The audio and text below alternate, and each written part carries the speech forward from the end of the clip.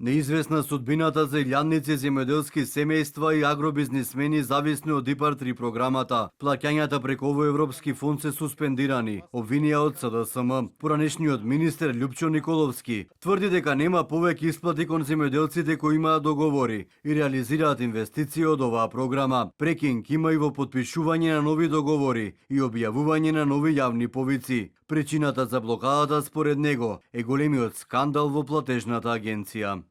Не станува збор само за бројки, туку за илјадници семејства, млади земјоделци, агробизнисмени, за земјоделци кои што имаат склучено договори, кои што чекаат исплати, кои што чекаат да аплицираат на веќе најавените повици и ги спремаат своите проекти и прават трошоци. И сите тие се наоѓаат во една неизвестност за иднината на тековните и на идните вложувања.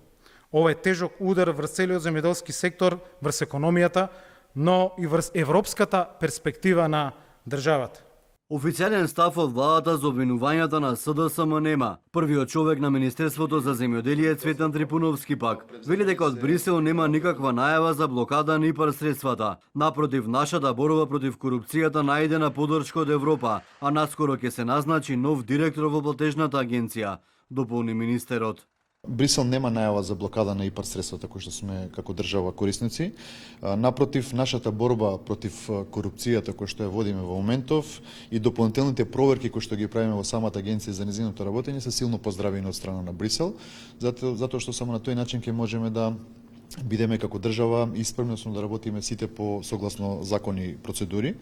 Трипуновски ги негираше обвинувањата на опозицијата дека и тој е вмешан во скандалот со платежната агенција, поради тоа што неговата соработничка е вработена во Министерството една од осомничените.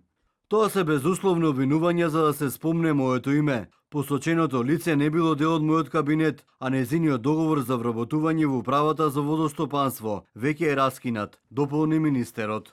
Кривичниот суд го прифати предлогот на обвинителството и одреди мерка притвор за директорот на Агенцијата за финансиска поддршка во земјоделството Илија Стоилев и за уште 3 лица, како и куќен притвор за 5 осомничената.